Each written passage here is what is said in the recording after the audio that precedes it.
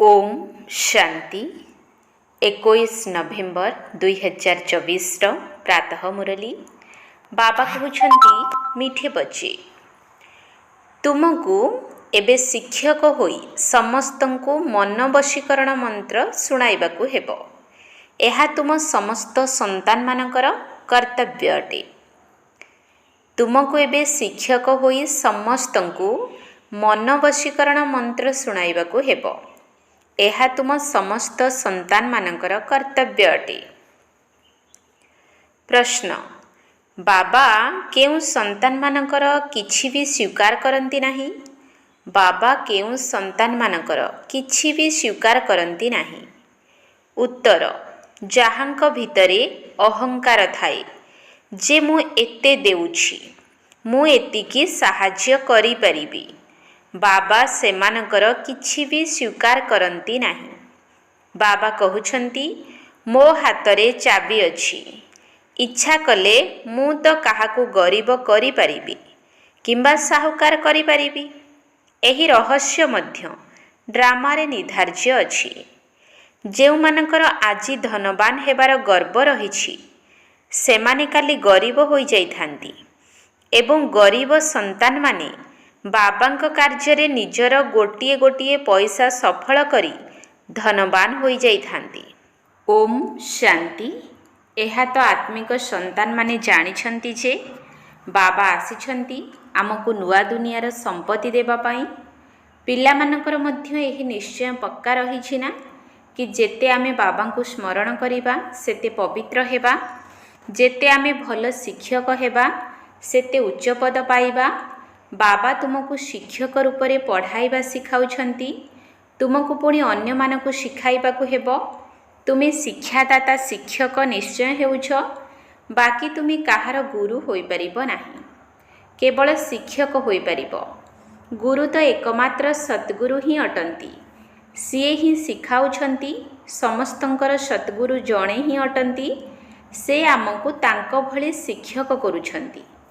तुमे समस्तंकु शिक्षा देई मनमना भवर रास्ता बताउछ। बाबा तुमको यही कर्तव्य करिबाकु देइछंती कि मते मने पकाओ एवं अन्य मानकर शिक्षक मध्य हुओ। तुमे जदि काहाकु बाबांकर परिचय देल तो तेबे तांकर मध्य कर्तव्य हेउछि बाबांकु याद करिबा। शिक्षक रूपरे सृष्टि चक्रर ज्ञान देबाकु पडुछि। बाबांकु निश्चय मने पकाइबाकु हेबो। बाबांको याद द्वारा ही पाप कटिबो। पिला माने जानिछंती जे आमे हेउछु पाप आत्मा, सेथिपाई बाबा समस्तंकु कहउछंती निजको आत्मा भाबी बाबांकु मने पकाइले तुमर पाप कटिजिबो।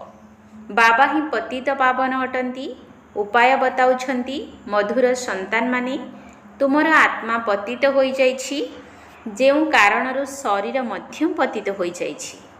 प्रथमे तुमे पवित्र थिल, एबे तुमे अपवित्र होई जाइछ। बाबा पतितरु पवित्र हेबार बहुत सहज उपाय बताउछंती। बाबांकु याद कले तुमे पवित्र होई जिवो। उठिबा बसिबा चालिबा समय रे बाबांकु याद कर। लोकमानी गंगा स्नान करुथिबारु गंगा को मने पकाई थांती, भाबुछंती गंगा पतित पावनी अटे। गंगा को स्मरण करी करी पवित्र होई जिवो, किंतु बाबा कहउछंती एहा द्वारा केही भी पवित्र होई परिबे नाही। पानी द्वारा किपरि पवित्र हेबे? बाबा कहउछंती मु हेउछि पतित पावन।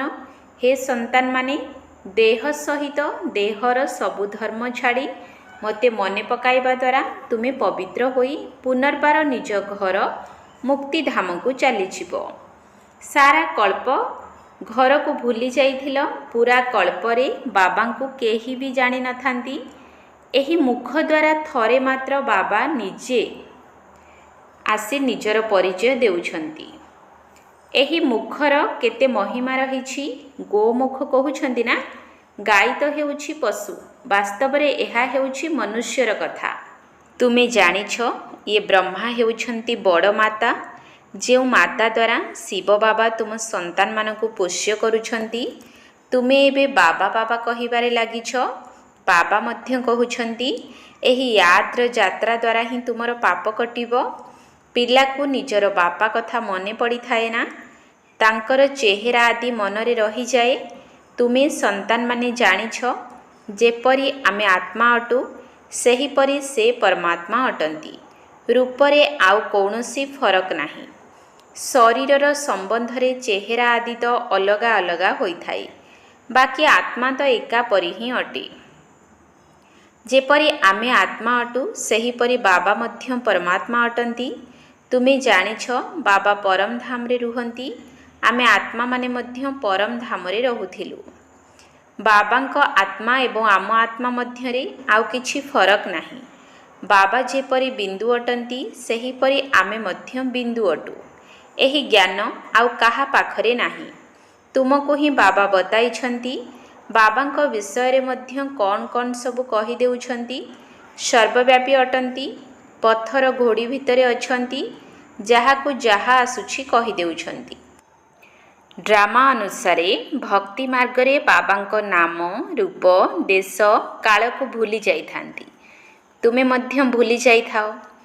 ଆତ୍ମା ନିଜର ପିତାଙ୍କୁ ଭୁଲି ଯାଉଛି। ପିଲା ଯଦି ବାପକୁ ଭୁଲିଗଲା, ତେବେ ବାକି କ'ଣ ଜାଣିବ?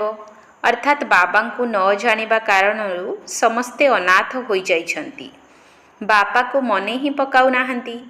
ପିତାଙ୍କର ଅଭିନୟକୁ ମଧ୍ୟ ଜାଣିନାହାନ୍ତି। ନିଜକୁ ମଧ୍ୟ ଭୁଲି ଯାଉଛନ୍ତି। ତୁମେ ଭଲ ଭାବରେ ଜାଣିଛ, ବାସ୍ତବରେ ଆମେ ଭୁଲି ଯାଇଥିଲୁ। ଆମେ ପୂର୍ବରୁ ଏହିଭଳି ଦେବୀ ଦେବତା ଥିଲୁ। ଏବେ ଜୀବଜନ୍ତୁ ଠାରୁ ମଧ୍ୟ ହୀନ ହୋଇଗଲୁଣି। ମୁଖ୍ୟ କଥା ହେଲା, ଆମେ ନିଜର ଆତ୍ମାକୁ ହିଁ ଭୁଲି ଯାଇଛୁ। ଏବେ କିଏ ଜଣାଇବ? କୌଣସି ଜୀବ ଆତ୍ମା ଏକଥା ଜାଣିନଥିବେ ଯେ ଆତ୍ମା କ'ଣ, କିପରି ସମସ୍ତ ପାର୍ଟ ବଜାଉଛୁ। ଆମେ ସମସ୍ତେ ଭାଇ ଭାଇ ଅଟୁ। ଏହି ଜ୍ଞାନ ଆଉ କାହା ପାଖରେ ନାହିଁ। ବର୍ତ୍ତମାନ ସମଗ୍ର ସୃଷ୍ଟି ହିଁ ତମ ପ୍ରଧାନ ହୋଇଗଲାଣି। ଜ୍ଞାନ ନାହିଁ। ତୁମ ପାଖରେ ଏବେ ଜ୍ଞାନ ଅଛି। ବୁଦ୍ଧିରେ ଆସୁଛି, ଆମେ ଆତ୍ମା ଏତେ ସମୟ ଧରି ନିଜର ପିତାଙ୍କର ଗ୍ଲାନି କରି ଆସିଛୁ। ଗ୍ଲାନି କରିବା ଦ୍ୱାରା ବାବାଙ୍କ ଠାରୁ ଦୂରେଇ ଯାଇଛୁ। ଡ୍ରାମାର ପ୍ଲାନ୍ ଅନୁସାରେ ସିଡ଼ି ତଳକୁ ଓହ୍ଲାଇ ଚାଲିଛନ୍ତି। ମୂଳ କଥା ହେଉଛି ବାବାଙ୍କୁ ୟାଦ କରିବା। ବାବା ଆଉ କୌଣସି କଷ୍ଟ ଦେଉନାହାନ୍ତି। ପିଲାମାନଙ୍କୁ କେବଳ ବାବାଙ୍କୁ ୟାଦ କରିବାର କଷ୍ଟ ଦେଉଛନ୍ତି। ବାପା କ'ଣ କେବେ ପିଲାଙ୍କୁ କୌଣସି କଷ୍ଟ ଦେଇପାରିବେ କି? ଏହା ତ ନିୟମ କହୁନାହିଁ। ବାବା କହୁଛନ୍ତି, ମୁଁ କୌଣସି କଷ୍ଟ ଦେଉନାହିଁ। କୌଣସି ପିଲା କିଛି ପ୍ରଶ୍ନ ଆଦି ପଚାରିଲେ ମୁଁ କହୁଛି, ଏହି କଥାରେ ସମୟ ନଷ୍ଟ କାହିଁକି କରୁଛ? ବାବାଙ୍କୁ ମନେ ପକାଅ। ମୁଁ କେବଳ ଆସିଛି ତୁମକୁ ସାଥିରେ ନେଇଯିବା ପାଇଁ। ସେଥିପାଇଁ ତୁମକୁ ୟାଦର ଯାତ୍ରା ଦ୍ୱାରା ପବିତ୍ର ହେବାକୁ ପଡ଼ିବ। ବାସ୍, ମୁଁ ହିଁ ତୁମର ପତିତ ପାବନ ପିତା ଅଟେ। ବାବା ଉପାୟ ବତାଉଛନ୍ତି। ଯେକୌଣସି ସ୍ଥାନକୁ ଗଲେ ମଧ୍ୟ ବାବାଙ୍କୁ ୟାଦ କରିବାକୁ ହେବ। 84 ଜନ୍ମର ଚକ୍ରର ରହସ୍ୟ ମଧ୍ୟ ବାବା ବୁଝାଇ ଦେଇଛନ୍ତି। ଏବେ ନିଜକୁ ଯାଞ୍ଚ କରିବାକୁ ହେବ, କେତେ ପର୍ଯ୍ୟନ୍ତ ଆମେ ବାବାଙ୍କୁ ୟାଦ କରୁଛୁ। ବାସ୍, ଆଉ କୌଣସି ବିଚାର କରିବା ଅନୁଚିତ। ଏହା ତ ବହୁତ ସହଜ ଅଟେ। ବାବାଙ୍କୁ ୟାଦ କରିବାକୁ ହେବ। ପିଲା ଟିକେ ବଡ଼ ହୋଇଗଲେ ସ୍ୱତଃ ନିଜର ମାତା ପିତାଙ୍କୁ ମନେ ପକାଇଥାଏ। ତୁମେ ମଧ୍ୟ ଭାବ, ଆମେ ଆତ୍ମା ବାବାଙ୍କର ସନ୍ତାନ। କଷ୍ଟ କରି ୟାଦ କାହିଁକି କରିବାକୁ ପଡ଼ୁଛି?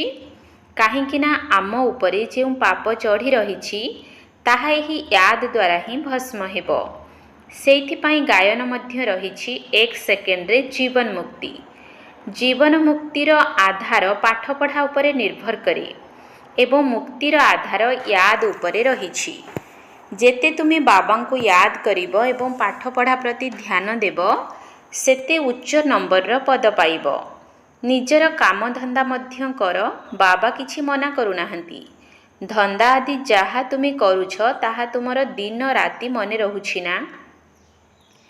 ତେଣୁ ଏବେ ବାବା ଏହି ରୁହାନୀ ଧନ୍ଦା ଦେଉଛନ୍ତି କି ନିଜକୁ ଆତ୍ମା ଭାବି ମୋତେ ମନେ ପକାଅ ଏବଂ 84ର ଚକ୍ରକୁ ୟାଦ କର। ମୋତେ ୟାଦ କରିବା ଦ୍ୱାରା ହିଁ ତୁମେ ସତୋପ୍ରଧାନ ହୋଇଯିବ।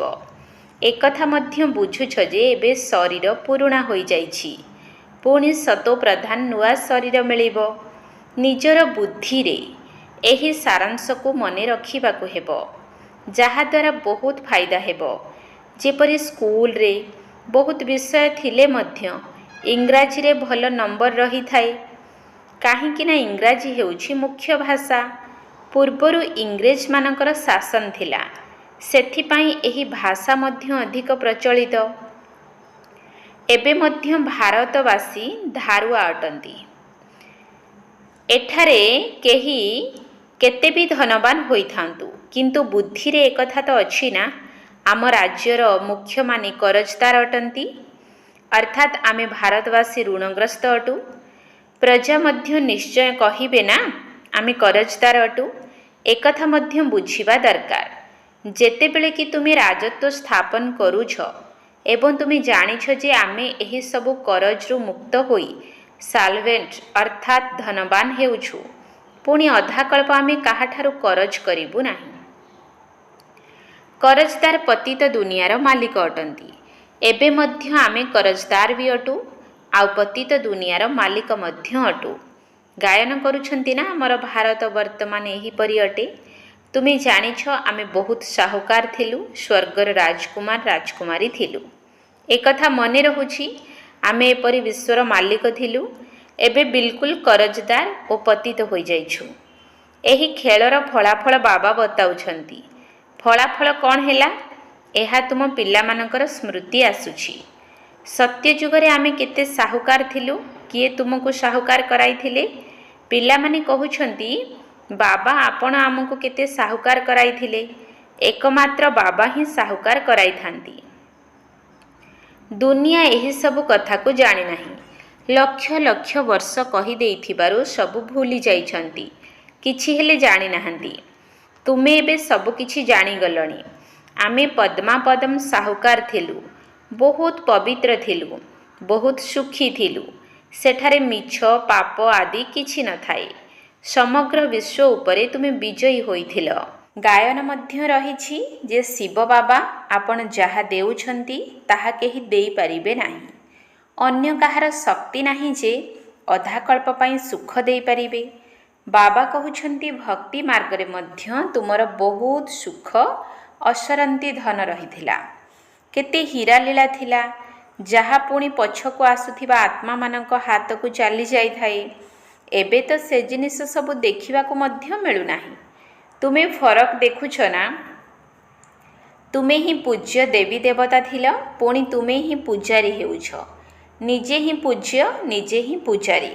ବାବା କୌଣସି ପୂଜାରୀ ହେଉନାହାନ୍ତି, କିନ୍ତୁ ତୁମ ପୂଜାରୀମାନଙ୍କର ଦୁନିଆକୁ ଆସୁଛନ୍ତି ନା। ବାବା ତ ସଦା ପୂଜ୍ୟ ଅଟନ୍ତି। ବାବା କେବେ ହେଲେ ପୂଜାରୀ ହେଉନାହାନ୍ତି। ତାଙ୍କର ଧନ୍ଦା ହେଉଛି ପୂଜାରୀରୁ ପୂଜ୍ୟ କରିବା। ରାବଣର କାମ ହେଉଛି ତୁମକୁ ପୂଜାରୀ କରିବା। ଏକଥା ଦୁନିଆରେ କାହାକୁ ଜଣାନାହିଁ। ତୁମେ ମଧ୍ୟ ଭୁଲି ଯାଇଥିଲ। ପ୍ରତ୍ୟହ ବାବା ବୁଝାଉଛନ୍ତି, ବାବାଙ୍କ ହାତରେ ଅଛି। ଇଚ୍ଛା କଲେ କାହାକୁ ସାହୁକାର କରିପାରିବେ, କାହାକୁ ଗରିବ କରିପାରିବେ। ବାବା କହୁଛନ୍ତି ଯିଏ ସାହୁକାର ଅଛନ୍ତି ତାଙ୍କୁ ଗରିବ ନିଶ୍ଚୟ ହେବାକୁ ପଡ଼ିବ, ହେବେ ମଧ୍ୟ। ତାଙ୍କର ଏହିପରି ପାଠ ରହିଛି। ସେମାନେ କେବେ ହେଲେ ଜ୍ଞାନରେ ଚାଲିପାରିବେ ନାହିଁ। ଧନବାନଙ୍କର ବହୁତ ଅହଙ୍କାର ରହିଥାଏ ନା, ମୁଁ ଅମୁକ ଅଟେ, ଏତେ ସବୁ ଜିନିଷ ମୋ ପାଖରେ ଅଛି। ଗର୍ବ ଭାଙ୍ଗିବା ପାଇଁ ବାବା କହୁଛନ୍ତି।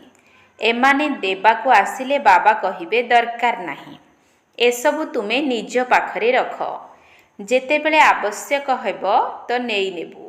କାହିଁକି ନା ଦେଖନ୍ତି ଏ ଆତ୍ମା କୌଣସି କାମର ନୁହେଁ। ନିଜର ଗର୍ବ ରହିଛି। ତେଣୁ ନେବା ଅଥବା ନ ନେବା ଏସବୁ ବାବାଙ୍କ ହାତରେ ଅଛି ନା।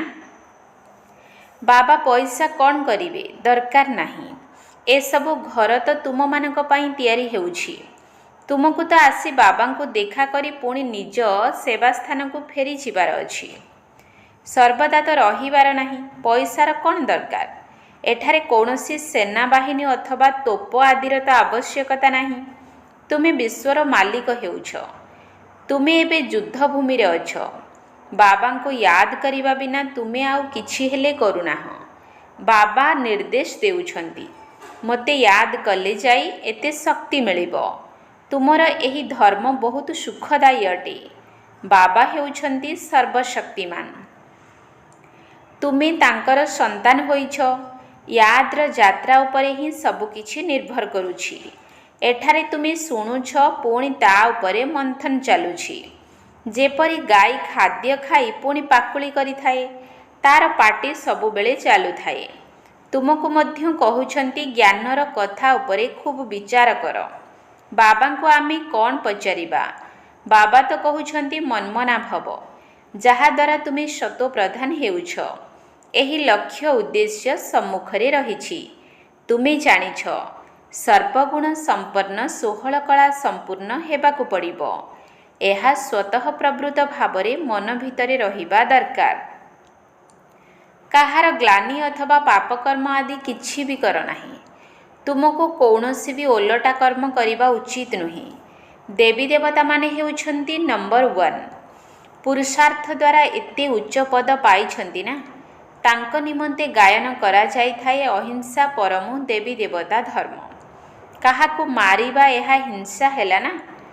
ବାବା ବୁଝାଉଥିବାରୁ ପିଲାମାନେ ମଧ୍ୟ ନିଜକୁ ଅନ୍ତର୍ମୁଖୀ ହୋଇ ନିଜକୁ ଦେଖିବା ଦରକାର। ଆମର ଅବସ୍ଥା କିପରି ରହିଛି? ବାବାଙ୍କୁ ଆମେ ୟାଦ କରୁଛୁ? କେତେ ସମୟ ୟାଦ କରୁଛୁ? ମନ ଏତେ ଲାଗି ରହୁ ଯେ ବାବାଙ୍କର ସ୍ମୃତି କେବେ ବିସ୍ମୃତି ନ ହେଉ। ଏବେ ବେହଦ୍ର ବାବା କହୁଛନ୍ତି, ତୁମେ ଆତ୍ମାମାନେ ମୋର ସନ୍ତାନ ଅଟ। ତାହା ପୁଣି ତୁମେ ଅନାଦି ସନ୍ତାନ ଅଟ। ଦୁନିଆର ପ୍ରେମିକ ପ୍ରେମିକାଙ୍କର ୟାଦ ହେଉଛି ଶାରୀରିକ। ଯେପରି ସାକ୍ଷାତକାର ହୋଇଥାଏ, ପୁଣି ଉଭେଇ ଯାଆନ୍ତି, ସେହିପରି ସେମାନେ ମଧ୍ୟ ଜଣେ ଅନ୍ୟ ଜଣଙ୍କର ସମ୍ମୁଖକୁ ଆସିଯାଇଥାନ୍ତି। ସେହି ଖୁସିରେ ହିଁ ସେମାନେ ଖାଇଥାନ୍ତି, ପିଇଥାନ୍ତି, ୟାଦ କରୁଥାନ୍ତି। ତୁମର ଏହି ୟାଦରେ ତ ବହୁତ ବଳ ଅଛି। ଏକମାତ୍ର ବାବାଙ୍କୁ ହିଁ ୟାଦ କରୁଥାଅ, ଆଉ ତୁମର ମଧ୍ୟ ନିଜର ଭବିଷ୍ୟତ ମନେ ପଡ଼ିଯିବ। ବିନାଶର ସାକ୍ଷାତକାର ମଧ୍ୟ ହେବ। ଆଗକୁ ଗଲେ ଜଲ୍ଦି ଜଲ୍ଦି ବିନାଶର ସାକ୍ଷାତକାର ହେବ। ପୁଣି ତୁମେ କହିପାରିବ ଯେ ଏବେ ବିନାଶ ନିଶ୍ଚିତ ହେବ। ବାବାଙ୍କୁ ମନେ ପକାଅ। ବାବା ସବୁ କିଛି ତ୍ୟାଗ କରିଦେଲେ ନା। ଯେପରି କିଛି ହେଲେ ବି ଶେଷ ସମୟରେ ମନେ ନ ପଡ଼ୁ। ଏବେ ଆମେ ନିଜର ରାଜଧାନୀକୁ ଯିବୁ। ନୂଆ ଦୁନିଆକୁ ନିଶ୍ଚୟ ଯିବାକୁ ହେବ। ଯୋଗବଳ ଦ୍ୱାରା ସବୁ ପାପକୁ ଭସ୍ମ କରିବାକୁ ପଡ଼ିବ। ଏଥିରେ ହିଁ ବହୁତ ମେହନତ କରିବାକୁ ପଡ଼ିବ। ଘଡ଼ି ଘଡ଼ି ବାବାଙ୍କୁ ଭୁଲି ଯାଉଛନ୍ତି, କାହିଁକିନା ଏହା ବହୁତ ସୂକ୍ଷ୍ମ ଜିନିଷ। ସର୍ପ ଏବଂ ଭ୍ରମରୀର ଯାହା କିଛି ଉଦାହରଣ ଦେଉଛନ୍ତି, ସେସବୁ ବର୍ତ୍ତମାନ ସମୟର କଥା। ଭ୍ରମରୀ ଚମତ୍କାର କରିଥାଏ ନା, ତାଠାରୁ ତୁମର ଚମତ୍କାରୀ ଅଧିକ। ବାବା ଲେଖୁଛନ୍ତି ନା, ଜ୍ଞାନର ଭୁଁ ଭୁଁ କରିଚାଲ। ଶେଷରେ ଜାଗ୍ରତ ହୋଇଯିବେ। ଯିବେ କୁଆଡ଼େ? ତୁମ ପାଖକୁ ହିଁ ଆସିବେ। ତୁମ ସହିତ ମିଶି ଚାଲିବେ। ତୁମର ନାମ ବିଖ୍ୟାତ ହୋଇଯିବ। ଏବେ ତ ତୁମେ ଅଳ୍ପ ସଂଖ୍ୟାରେ ଅଛ ନା। ଆଚ୍ଛା, ମିଠା ମିଠା ଶିକିଲ ଧେ ସନ୍ତାନମାନଙ୍କ ପ୍ରତି ମାତା ପିତା ବାପଦାଦାଙ୍କର ମଧୁର ସ୍ନେହ ସମ୍ପନ୍ନ ଶୁଭେଚ୍ଛା ଏବଂ ସୁପ୍ରଭାତ। ଆତ୍ମିକ ପିତାଙ୍କର ଆତ୍ମିକ ସନ୍ତାନମାନଙ୍କୁ ନମସ୍ତେ। ଆତ୍ମିକ ସନ୍ତାନମାନଙ୍କର ଆତ୍ମିକ ବାପଦାଦାଙ୍କୁ ନମସ୍ତେ ନମସ୍ତେ ନମସ୍ତେ। ସୁପ୍ରଭାତ। ଧାରଣା ପାଇଁ ମୁଖ୍ୟ ସାର। 1 ନମ୍ବର ପଏଣ୍ଟ, ଜ୍ଞାନର ଖୁବ୍ ବିଚାର ସାଗର ମନ୍ଥନ କରିବାକୁ ହେବ। ଯାହା ସବୁ ଶୁଣୁଛ ତାକୁ ଚିନ୍ତନ ମନ୍ଥନ କରିବାକୁ ହେବ। ଅନ୍ତର୍ମୁଖୀ ହୋଇ ନିଜକୁ ଦେଖିବାକୁ ହେବ କି ବାବାଙ୍କ ସହିତ ମୋର ମନ ପ୍ରାଣ ଏମିତି ଲାଗିଯାଇଛି ଯେ ଯାହାକି କେବେ ବି ଭୁଲି ହେବ ନାହିଁ। ଜ୍ଞାନର ଖୁବ୍ ବିଚାର ସାଗର ମନ୍ଥନ କରିବାକୁ ହେବ। ଯାହା ସବୁ ଶୁଣୁଛ ତାକୁ ଚିନ୍ତନ ମନ୍ଥନ କରିବାକୁ ହେବ। ଅନ୍ତର୍ମୁଖୀ ହୋଇ ନିଜକୁ ଦେଖିବାକୁ ହେବ କି ବାବାଙ୍କ ସହିତ ମୋର ମନ ପ୍ରାଣ ଏମିତି ଲାଗିଯାଇଛି ଯେ ଯାହାକି କେବେ ବି ଭୁଲି ହେବ ନାହିଁ। 2 ନମ୍ବର ପଏଣ୍ଟ, କୌଣସି ପ୍ରକାରର ପ୍ରଶ୍ନ ଆଦି ପଚାରିବାରେ ନିଜର ସମୟ ନଷ୍ଟ ନ କରି ଯୋଗର ଯାତ୍ରା ଦ୍ୱାରା ନିଜକୁ ପବିତ୍ର କରିବାକୁ ହେବ। ଅନ୍ତିମ ସମୟରେ ଏକମାତ୍ର ବାବାଙ୍କର ସ୍ମୃତି ବିନା ଆଉ କୌଣସି ବି ବିଚାର ନ ଆସୁ। ଏହାର ଅଭ୍ୟାସ ଏବେଠାରୁ ହିଁ କରିବାକୁ ହେବ। କୌଣସି ପ୍ରକାରର ପ୍ରଶ୍ନ ଆଦି ପଚାରିବାରେ ନିଜର ସମୟ ନଷ୍ଟ ନ କରି ଯୋଗର ଯାତ୍ରା ଦ୍ୱାରା ନିଜକୁ ପବିତ୍ର କରିବାକୁ ହେବ। ଅନ୍ତିମ ସମୟରେ ଏକମାତ୍ର ବାବାଙ୍କର ସ୍ମୃତି ବିନା ଆଉ କୌଣସି ବି ବିଚାର ନ ଆସୁ, ଏହାର ଅଭ୍ୟାସ ଏବେଠାରୁ ହିଁ କରିବାକୁ ହେବ। ବରଦାନ: ଦୃଢ଼ ସଂକଳ୍ପ ରୂପୀ ବ୍ରତ ଦ୍ୱାରା ମନୋବୃତ୍ତିକୁ ପରିବର୍ତ୍ତନ କରୁଥିବା ମହାନ ଆତ୍ମା ଭବ। ଦୃଢ଼ ସଂକଳ୍ପ ରୂପୀ ବ୍ରତ ଦ୍ୱାରା ମନୋବୃତ୍ତିକୁ ପରିବର୍ତ୍ତନ କରୁଥିବା ମହାନ ଆତ୍ମା ଭବ। ମହାନ ହେବାର ମୁଖ୍ୟ ଆଧାର ହେଲା ପବିତ୍ରତା। ଏହି ପବିତ୍ରତା ରୂପୀ ବ୍ରତକୁ ପ୍ରତିଜ୍ଞା ରୂପରେ ଧାରଣ କରିବା ଅର୍ଥାତ୍ ମହାନ ଆତ୍ମା ହେବା। ତେବେ ଯେକୌଣସି ଦୃଢ଼ ସଂକଳ୍ପ ରୂପୀ ବ୍ରତ ମନୋବୃତ୍ତିକୁ ପରିବର୍ତ୍ତନ କରିଦେଇଥାଏ। ତେଣୁ ପବିତ୍ରତାର ବ୍ରତକୁ ଧାରଣ କରିବା ଅର୍ଥାତ୍ ନିଜର ମନୋବୃତ୍ତିକୁ ଶ୍ରେଷ୍ଠ କରିବା। ବ୍ରତ ରଖିବା ଅର୍ଥାତ୍ ସ୍ଥୂଳ ରୀତିରେ ନିବୃତ୍ତ ରହିବା ବା ମନ ଭିତରେ ପକ୍କା ସଂକଳ୍ପ ନେବା। ତେଣୁ ପବିତ୍ର ହେବାର ବ୍ରତ ନେବା ଅର୍ଥାତ୍ ଆମେ ଆତ୍ମା ଭାଇ ଭାଇ ଅଟୁ, ଏହିଭଳି ଭାତୃତ୍ୱ ଭାବ ମନୋବୃତ୍ତି ନିର୍ମାଣ କରିବା।